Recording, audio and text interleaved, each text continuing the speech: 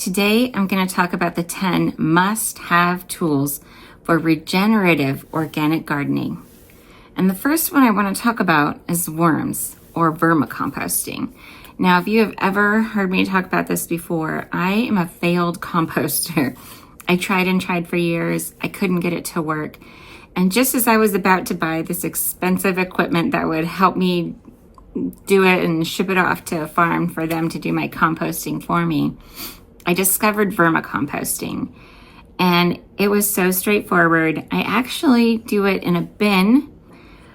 I take our food scraps, vegetable ends, fruits that didn't make it, that banana that's too many days old.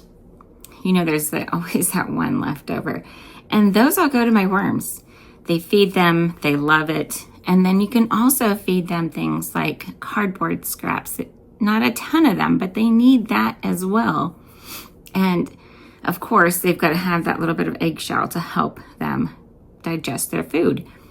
But what they give in return is not just these, which is number 2 on the list, worm castings, which is essentially just their poop. But they also provide this bacterial environment, and they work together with the other organisms in the soil to break things down, to actually help release those nutrients that your plants need.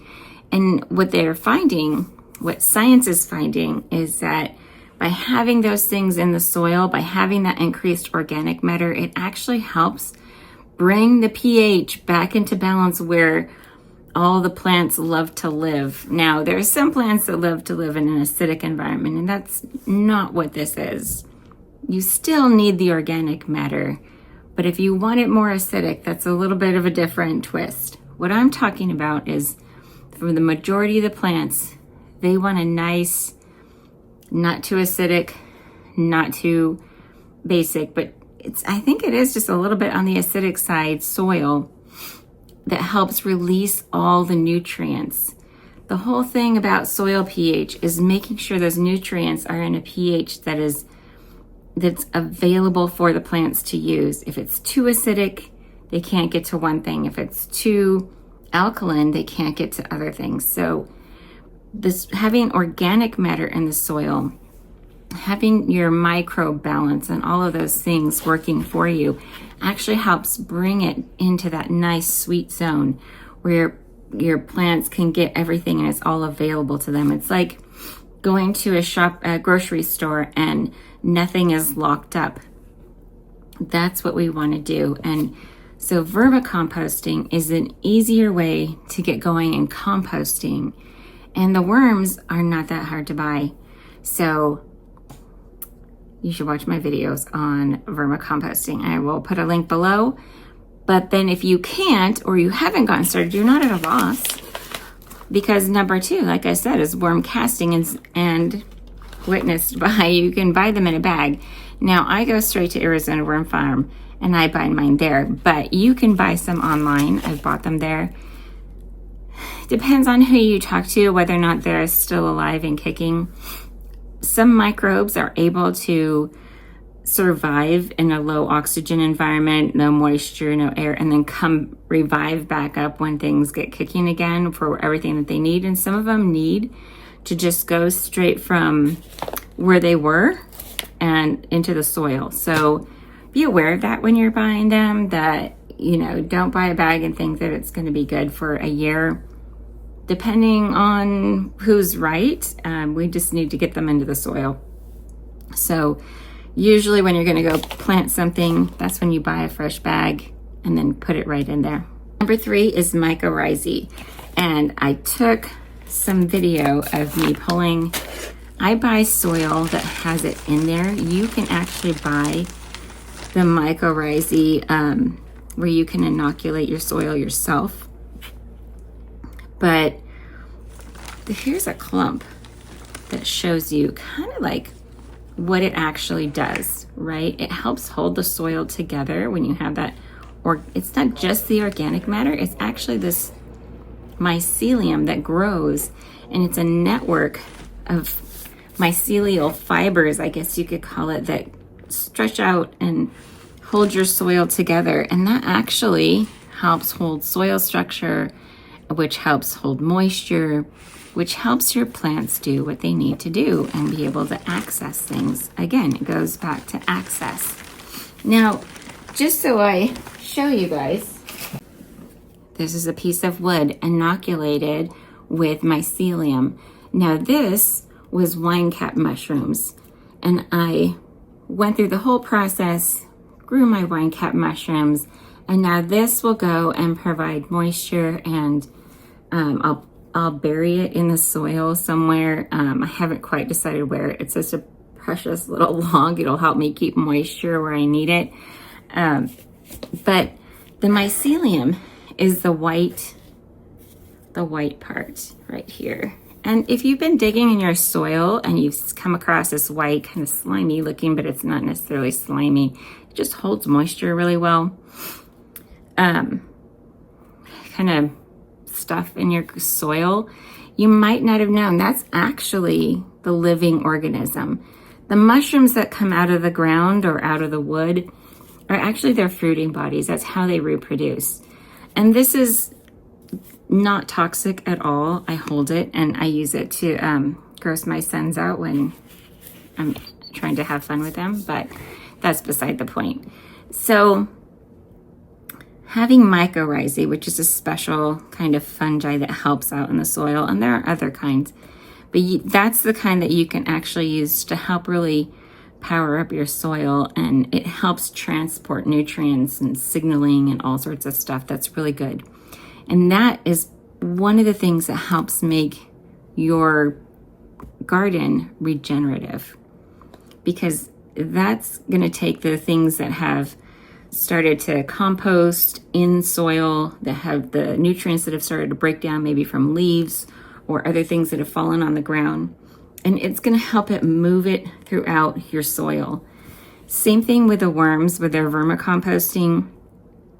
If you put a basket in your garden, like in the ground, of course you want to keep it covered so it doesn't attract other things. It will help get those worm castings and nutrients all throughout your garden. You just have to feed the process. So these are things that we start building on. They're building blocks that we put in place so that you can start to build and have a regenerative process like you would in nature. We're kind of reinstalling those things that nature already has so that it can do what it does naturally and help spread the nutrients and digest things and really be the powerhouse growing mechanisms that it was meant to have, right? So that was number 3. Okay, so number 4 is right there in that same vein of thinking, and that's mulch.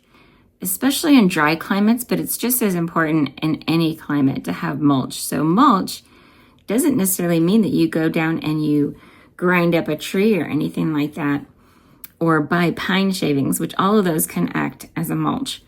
It could just mean you're allowing the trees and the leaves and everything to fall and to break down right there. But in the meantime, they provide a layer that locks in the moisture.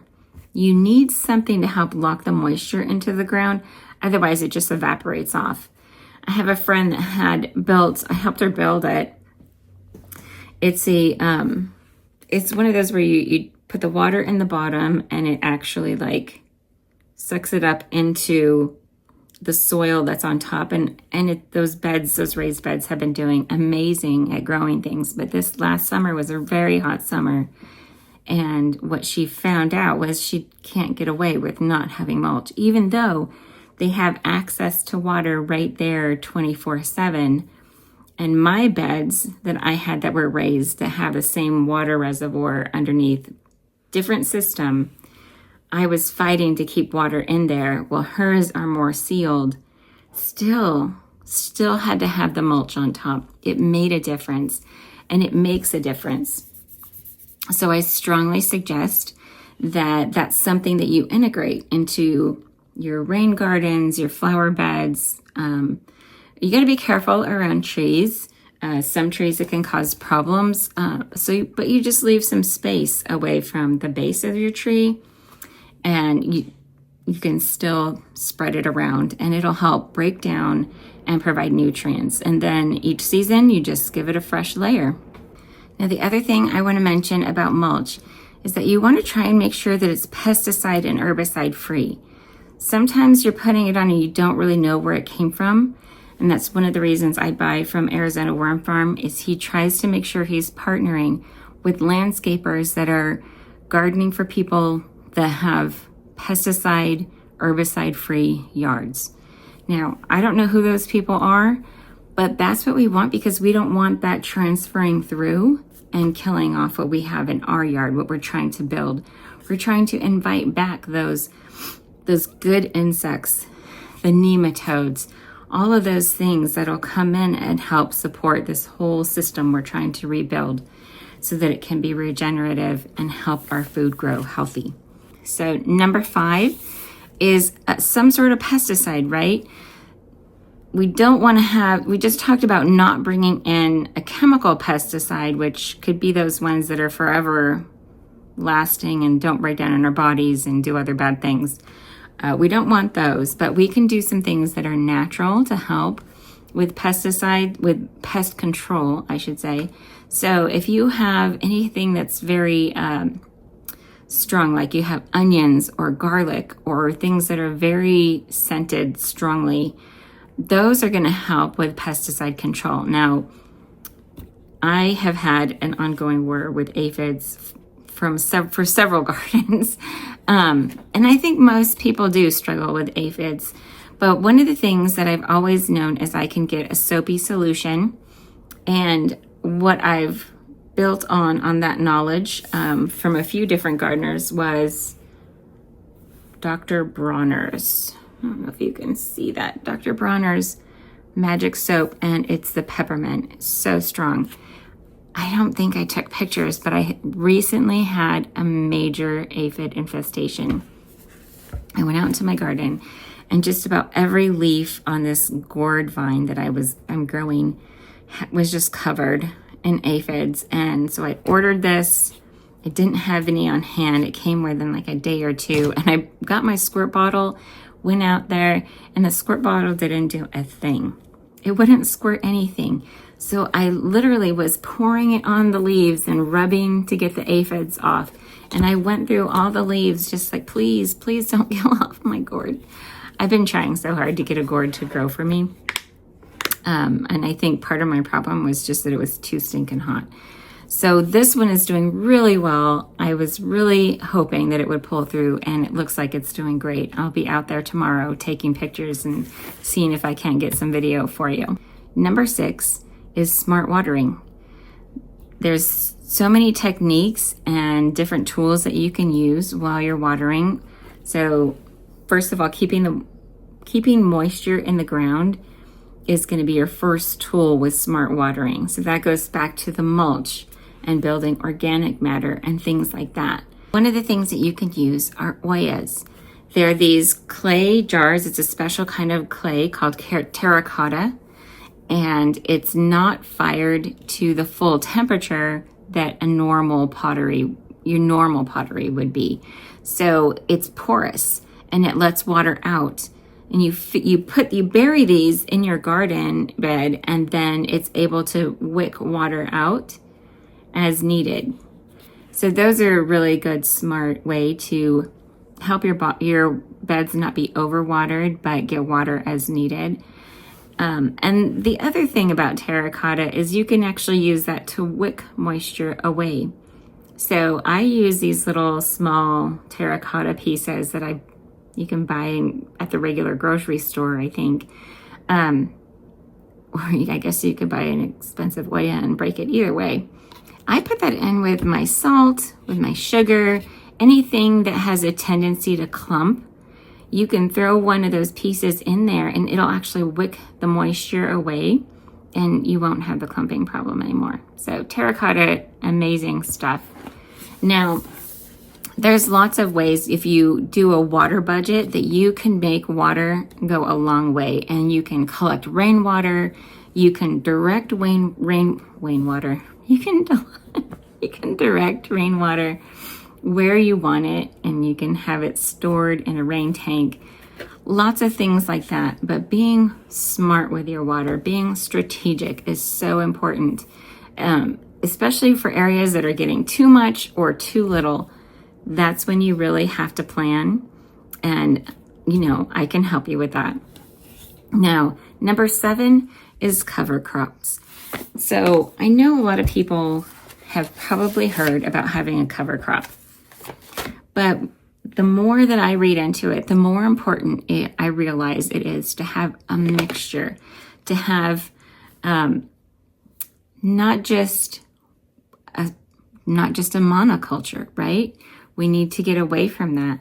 So I bought this year, this is still clover. I would still consider this a monoculture, but there are different types of clover.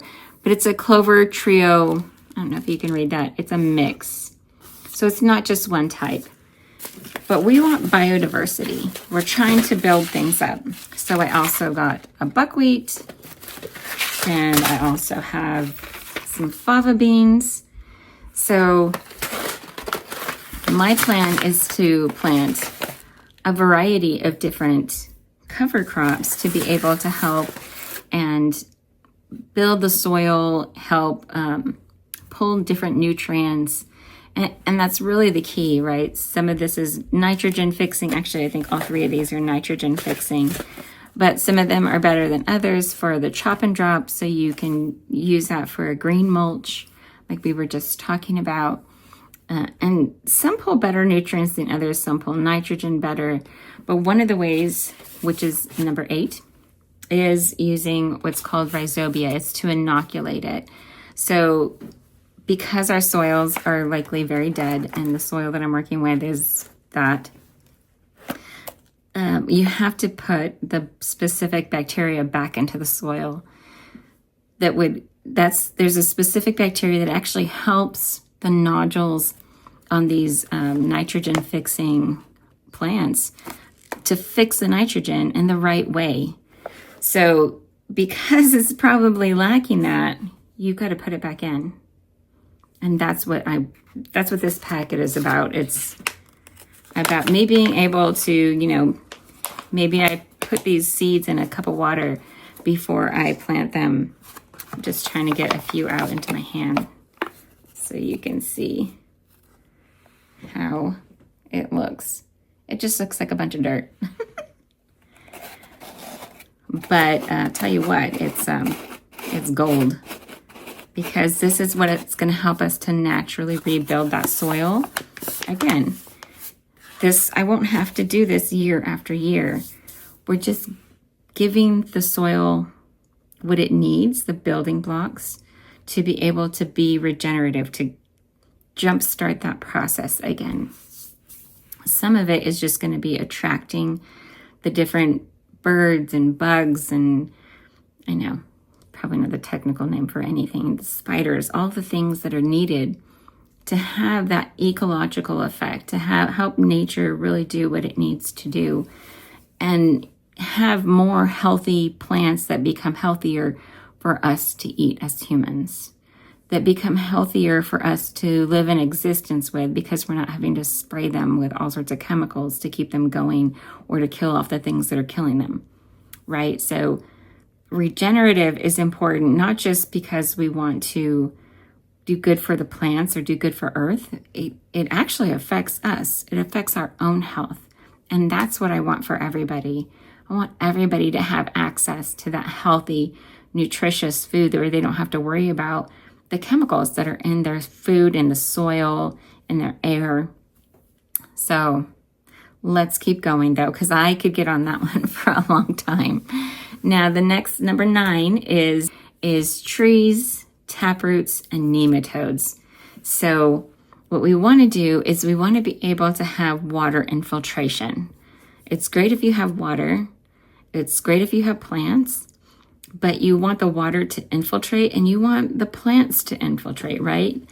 If you use trees, the roots sometimes just spread out, but there's a lot that'll go deep. they'll have their roots go deep because they're trying to get down to where the water is or get down to where those particular nutrients are. So having that variety of plants and trees that can do that. So for example, the plants that are taproots versus plants that just have kind of a bunch of clumping roots, both are good. I don't want to say have one versus the other. Remember, we want biodiversity. We need both. But taproots can tap down deeper and actually collect nutrients and bring them up to the surface. So they do that by using the nutrients themselves, right? They're pulling them up for the plant itself to use it, and then you can knock that down and the nutrients then are available at the surface.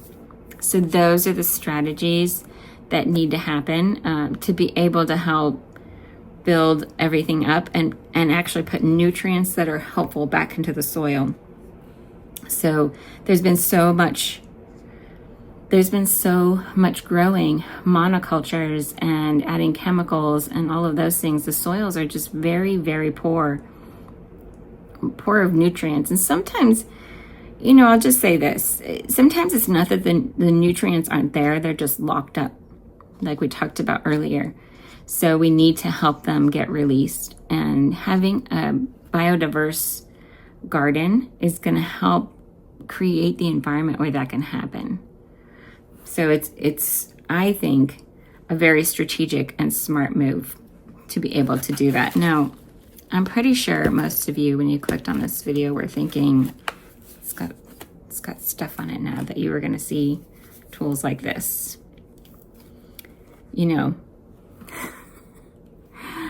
But this is just one of many. My favorite tool is actually right over there. It's just my little potting shovel, and it's all full of dirt too, soil of various kinds.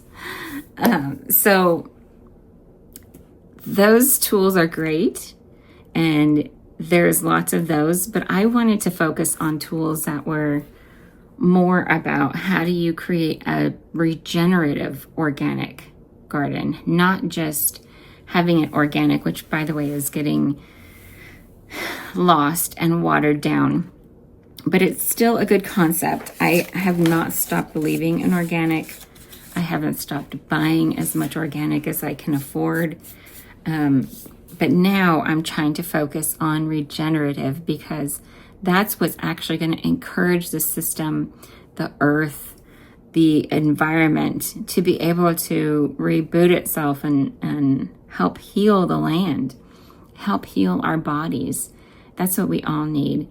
And so that's why number 10 is biodiversity.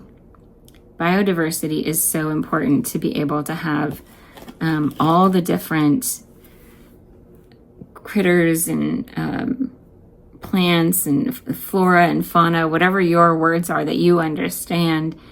It goes all the way down to the microscopic level. But the more diverse that we can make it, and I realize there's probably only a certain extent that you can go by physically, humanly forcing biodiversity, but the more blocks that you can build on, the more you're helping nature to be able to take over and build the rest of the biodiversity, right? By not putting the pesticides, by not spraying the herbicides and all of that, you're allowing the system to help fix itself. So we just need to give it that jump start and then allow the biodiversity to take place. I'll be the first one to be squeamish about spiders and all the bugs and everything. Like, I can handle worms. I don't know why, but they don't bother me. But we need them. And so there may be times where one of the critters further down the food chain is overabundant in your yard. And that's because of a lack of biodiversity. And what I've found is that there's a certain buildup that happens before the kind of predator next step in the food web comes along and says, hey, here's a food source. And then that goes down again. So for example, the spiders, I was worried about those And there's also there's a few little beetles and stuff like that like to come around. And as soon as I turned, well, I can't say as soon, it took a little bit for everything to kind of wash away after I turned off the pest control service. But after a while, then the house geckos were able to come back, and the dragonflies were able to come back, and the bees were able to come back, and the different types of bees were able to come back. And that is that biodiversity starting to recoup, right? It's building back up again. And I've got butterflies, and I've got moths, and I've got all sorts of things that can feed the system. And I didn't bring all of those in. I didn't attract all of those in. I just started putting the building blocks in place to help heal what's already there, to help restart what can naturally happen and feed that system.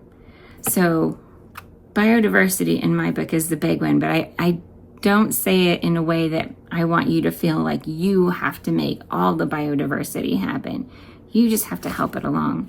And I think the first 9 of these must-have tools absolutely helps you to lay the foundation so that you can have that biodiversity. And then you come in also and pick all your different cover crops, the different plants that you plant, the different varieties, the natives, the non-natives if necessary. I mean, you want something for food, and there are natives that are edible, but that doesn't mean it all has to be natives. So that's the 10 must-have tools for regenerative organic gardening. If you have any questions, I'd love to hear your feedback in the comments below. If you have questions or you need help, please reach out to me. And in the meantime, happy gardening.